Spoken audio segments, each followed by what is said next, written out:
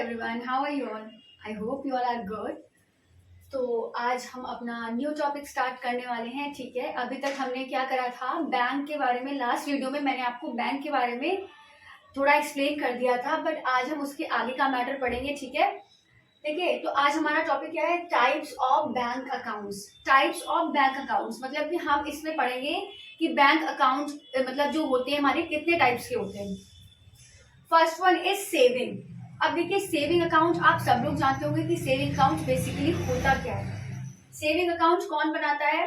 Salaried person, small industries. Salaried person means जैसे कि मैं एक स्कूल में जॉब कर रही हूँ, ठीक है, तो मुझे क्या मिल रहा है, सैलरी मिल रही है.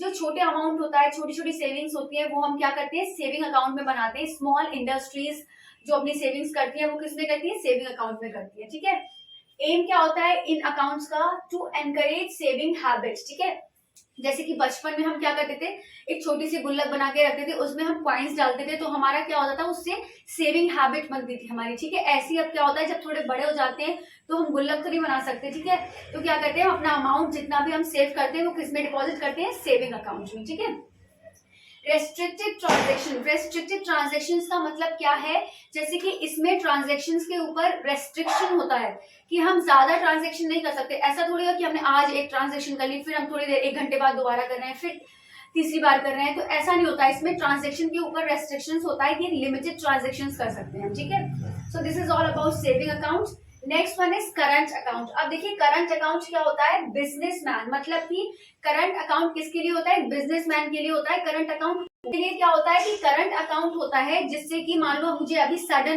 एकदम सडनली 5 लाख अमाउंट की जरूरत है, तो हम क्या करेंगे, वो करंट अकाउंट से लेंगे. ठीक है, तो यहाँ इसका मतलब क्या होता है कि जैसे कि अगर हमारे अकाउंट में 5 लाख अमाउंट नहीं भी है, तो वो लोग हमें प्रोवाइड करते हैं अमाउंट, जिससे कि क्या हो, हम उस टाइम जो ऑन द स्पॉट हमें नीड है, वो हमारी नीड पूरी हो जाए. बाद में वो लोग क्या करते हैं, कट कर लेते हैं. ठीक है, no restrictions. No restrictions means इसमें हम ट्रांजैक्शन अभी 1 घंटे बाद भी कर सकते हैं, उसके जस्ट आफ्टर 1 आवर भी कर सकते हैं. ठीक है, तो इसमें कोई भी ट्रांजैक्शन क्या होती है, रेस्ट्रिक्शन नहीं होती किसी भी ट्रांजैक्शन के ऊपर. No interest is allowed. अब जब वो इतनी फैसिलिटी प्रोवाइड करें कि आपको रैंडमली अमाउंट की जरूरत हुई और वो आपको अमाउंट प्रोवाइड कर रहे हैं, तो वो यहाँ पर क्या इंटरेस्ट नहीं देते हैं. क्यों नहीं देते हैं, क्योंकि जब इतनी फैसिलिटीज दे रहे हैं ऑलरेडी, तो आपको क्या इंटरेस्ट देंगे, वो नहीं देंगे. ठीक है, तो this is all about current account. Next one is recurring account. Recurring deposit. अब ये क्या होते हैं, recurring deposit on regular basis. मतलब कि ये क्या होते हैं, रेगुलर बेसिस पे होते हैं. जैसे कि मान लो मैंने एक अकाउंट बनाया, ठीक है, उसमें मैंने 500 अमाउंट डिपॉजिट किया. हर मंथ मैंने क्या करा, 500 अमाउंट डिपॉजिट किया. अब 5 साल के लिए वो मैंने अकाउंट बना दिया. सॉरी, 5 साल के लिए क्या होगा, वो डिपॉजिट हमारा कंटिन्यू 500 होगा. ठीक है, आफ्टर 5 इयर्स क्या करेंगे, वो लोग हमें अमाउंट दे देंगे विद इंटरेस्ट. ठीक है, तो मतलब इसमें क्या होता है, रेकरिंग में कि हम रेगुलर बेसिस पे कुछ अमाउंट डिपॉजिट करते हैं, जो कि एक पर्टिकुलर पीरियड ऑफ टाइम के लिए होता है. अब सेविंग मतलब कि सेविंग और रिकरिंग में क्या डिफरेंस होता है कि सेविंग अकाउंट क्या होता है कि हम कितना भी अमाउंट उसमें डिपॉजिट कर सकते हैं. ठीक है, और किसी भी टाइम हम उसमें से निकाल सकते हैं अमाउंट. बट रिकरिंग में क्या होता है कि एक पर्टिकुलर अमाउंट होता है और एक पर्टिकुलर पीरियड ऑफ टाइम होता है. ठीक है, उसी टाइम के बाद हम लोग क्या कर सकते हैं, अमाउंट निकाल सकते हैं.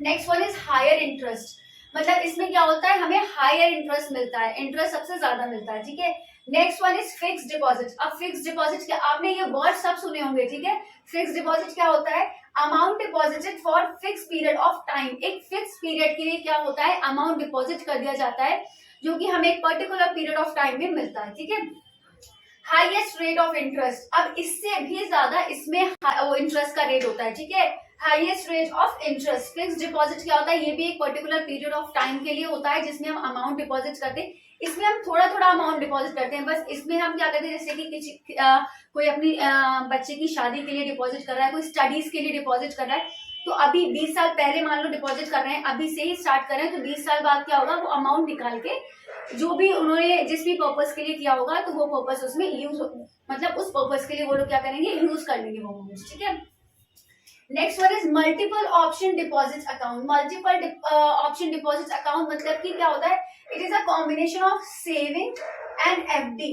मतलब सेविंग अकाउंट और एफडी अकाउंट का ये क्या होता है, कॉम्बिनेशन होता है. अब कैसे होता है, मान लो इन्होंने क्या करा कि कि एक उसमें लिमिट बना दी, ठीक है। जैसे कि 5000 अमाउंट तक क्या करेंगे, ये 5000 अमाउंट तक क्या करेंगे, ये सेविंग करेंगे। उसके ऊपर, उसके बियॉन्ड जितना भी अमाउंट होगा वो किसमें ट्रांसफर कर देंगे, एफडी, उसको क्या कर देंगे, एफडी में ट्रांसफर कर देंगे, ठीक है।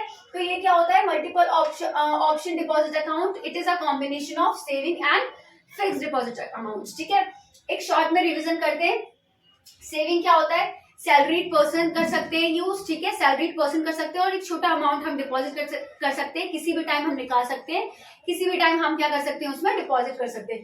करंट क्या होता है, जो कि बिजनेसमैन के लिए होता है, ठीक है, उनको एकदम सडनली जब भी नीड पड़ती है वो उसमें से अपना अमाउंट क्या कर सकते हैं, ले सकते हैं, ठीक है। रेकरिंग क्या होता है कि एक स्मॉल स्मॉल अमाउंट का डिपॉजिट होता है उसमें, ठीक है, और वो एक पर्टिकुलर पीरियड ऑफ टाइम के बाद क्या होता है, उनको मिल जाता है। फिक्स डिपॉजिट में क्या होता है, बड़ा अमाउंट ज्यादा टाइम के लिए मतलब डिपॉजिट करते हैं, और एक पर्टिकुलर पीरियड ऑफ टाइम के बाद वो लोग भी अपना अमाउंट ले सकते हैं, और इसमें सबसे ज्यादा हाईएस्ट रेट होता है इंटरेस्ट का, ठीक है। मल्टीपल मैंने बता दिया अभी आपको कि it is a combination of saving and FD, ठीक है। एक पर्टिकुलर अमाउंट होता है, उसमें क्या करते हैं ये लोग, उसके बियॉन्ड जैसे ही अमाउंट होगा उसको किस में ट्रांसफर कर देंगे, फिक्स डिपॉजिट में। तो ये हो गया हमारा टाइप्स ऑफ बैंक अकाउंट्स, ठीक है। Next one is E banking. अब ई बैंकिंग क्या होता है, इसका फुल फॉर्म होता है इलेक्ट्रॉनिक बैंकिंग, ठीक है। ई बैंकिंग क्या होता है, services provide by bank over internet, services provide by bank over internet, मतलब कि अब हमें घर बैठे, आजकल आप लोग देख रहे होंगे घर बैठे बैठे हम लोग रिचार्ज कर रहे हैं, घर बैठे बैठे सारी फैसिलिटीज, हमने क्या करा, अभी हमें पिज्जा खाने का मन है तो हमने घर बैठे बैठे पूरा पिज्जा ऑर्डर कर लिया, बट वो बैंक से रिलेटेड नहीं है। अब हमें ट्रांजैक्शन कोई करनी, किसी को अमाउंट ट्रांसफर करना है, तो हम अब हम बैंक जाने का इतना लोड नहीं लेते हैं, ठीक है। क्या करते हैं, अभी मान लो मुझे अपनी सिस्टर को 500 रुपीज ट्रांसफर करने, तो मैं घर बैठे बैठे अपने फोन पे, गूगल पे, जो भी है उससे क्या करूंगी, ट्रांसफर कर दूंगी। तो ये क्या हो गया, ये ई बैंकिंग की फैसिलिटी है कि ये सारी चीजें क्यों हो रही है, ई बैंकिंग के थ्रू हो रही है, ठीक है। तो इसीलिए इसका क्या हो, services provide by bank over internet, internet के थ्रू जो सर्विसेज प्रोवाइड होती हैं उसको हम क्या बोलते हैं, ई बैंकिंग। बेनिफिट्स क्या होते हैं इसके, 24/7 फैसिलिटी, मतलब कि अब बैंक में जाएंगे उसका एक लिमिटेड टाइम होता है, ठीक है। आपको 4 बजे के बाद उसमें काम आपका नहीं होगा। अगर आप आफ्टर 4 o'clock जाते हैं तो उसमें क्या होता है, बैंक में काम करना बंद हो जाता है। लेकिन आप घर में आप रात के 12 बजे भी करेंगे ट्रांजेक्शन तब भी हो जाएगा, आप 1 बजे करेंगे तब भी हो जाएगा, आप 10 बजे करेंगे तब भी हो जाएगा, दिन में किसी भी time, any time if you want to do you can, ठीक है। तो यही चीज है इसमें कि 24 आवर की फैसिलिटी होती है इसमें। ट्रांजेक्शन फ्रॉम होम, अब ट्रांजेक्शन फ्रॉम होम मतलब कि हम घर बैठे बैठे सारी ट्रांजेक्शन कर सकते हैं। ग्रेटर सिक्योरिटी, अब ग्रेटर सिक्योरिटी से मतलब क्या है यहाँ पर कि जैसे कि अगर हम मान लो मुझे 1 लाख का अमाउंट डिपॉजिट करना है बैंक में, ठीक है, तो मैं उसको 1 लाख कैश लेकर जाऊंगी, उसको सिक्योर करना, उसकी सिक्योरिटी कितना डिफिकल्ट होगा, ठीक है। तो क्या होगा, लेकिन अब हमें हाँ हालांकि 1 लाख एक साथ ट्रांसफर नहीं होगा, बट थोड़ा थोड़ा 25 करके हम कर सकते हैं ट्रांसफर, ठीक है। तो क्या होगा कि हम सेफली उसको ट्रांसफर कर सकते हैं, तो सिक्योरिटी बहुत होती है, ग्रेटर सिक्योरिटी प्रोवाइड करता है, ठीक है। तो ये सारी चीजें होगी हमारी बैंकिंग के बारे में, which was the first type of business services, ठीक है। Next one is transportation. अब सेकंड हमारा क्या है, ट्रांसपोर्टेशन, ठीक है। Transportation means helps in management of goods and passengers, ठीक है। अब ट्रांसपोर्टेशन क्या होता है, जैसे कि गुड्स को हमारे इधर से उधर ले जाना है, एक सिटी से दूसरी सिटी ले जाना है, तो क्या होगा, ट्रांसपोर्टेशन हेल्प करेगा हमारे, ठीक है। जैसे कि आपको क्या होता है कि एक कंट्री से दूसरी कंट्री को इंपोर्ट होते हैं, गुड्स एक्सपोर्ट होते हैं, तो वो शिप होता है वो सारे गुड्स को क्या होता है, ले जाता है, ठीक है। अब इसके मोड्स क्या होते हैं, मतलब क्या क्या मोड्स हो सकते हैं, किस किस तरह से गुड्स को हमारे ले जाया जाता है। रेलवेज के थ्रू, एक सेकेंड में चेंज करती हूँ मार्कर। अब देखिए फर्स्ट वन इज रेलवेज, ठीक है। रेलवेज क्या हो गया, एक रेल के थ्रू, जो रेलवे ट्रेन के थ्रू जो गुड्स हमारे ले जाए जाते हैं उसको रेलवेज, ठीक है। एयरवेज, प्लेन के थ्रू ले जाए जाते हैं गुड्स। वाटरवेज मतलब कि शिप वगैरह के साथ ले जाए जाते हैं। अब रोडवेज क्या होता है, एक सिटी से दूसरी सिटी जो आसपास नियर बाय सिटी होती है, ठीक है, तो उसमें जो गुड्स होते हैं वो रोडवेज की तरह होते हैं, रोडवेज से ट्रांसफर होते हैं, ठीक है। तो ये सारे क्या हो गए, मोड्स हो गए इसके। नेक्स्ट में रिमूव्स हिंड्रेंस ऑफ प्लेस। मैंने आपको पहले ही बताया था कि ट्रांसपोर्टेशन क्या करता है, हिंड्रेंस रिमूव करता है, किसका, प्लेस का, मतलब एक प्लेस से दूसरी प्लेस जब हम गुड्स ट्रांसफर करते हैं, so it removes the hindrance of place, ठीक है। अब पॉप और पॉक, ये इसका नाम नहीं है, मैंने नाम दिया है पॉप और पॉक, मतलब कि place of production to place of consumption, जहां गुड्स प्रोड्यूस होते हैं और जहां गुड्स कंज्यूम होते हैं, तो वहां से वहां ले जाना, प्लेस ऑफ प्रोडक्शन से लेकर प्लेस ऑफ कंजप्शन तक ले जाना, उसको क्या बोलते हैं हम, ठीक है, ये ट्रांसपोर्टेशन।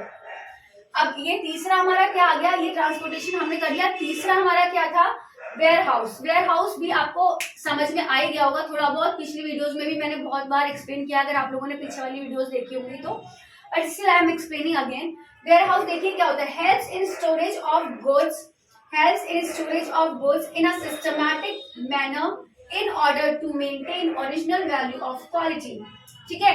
अब इसका मतलब क्या हुआ, जैसे कि अब हमें एक सीजन का कपड़ा बनाना है, जैसे कि मानो सर्दियों का, आप सर्दियां आ रही है तो सर्दियों का हमें कपड़ा बनाना है, ठीक है, तो वो कपड़ा एक साल पहले ही बन चुका होगा, क्योंकि एकदम सारे प्रोडक्ट्स नहीं बनते, वो कपड़े क्या होंगे एक साल पहले ही बन चुके होंगे, वो सारे स्टॉक करने के लिए, वो सारे स्टोर करने के लिए हमें क्या चाहिए होता है, वेयर हाउस चाहिए होता है, ठीक है।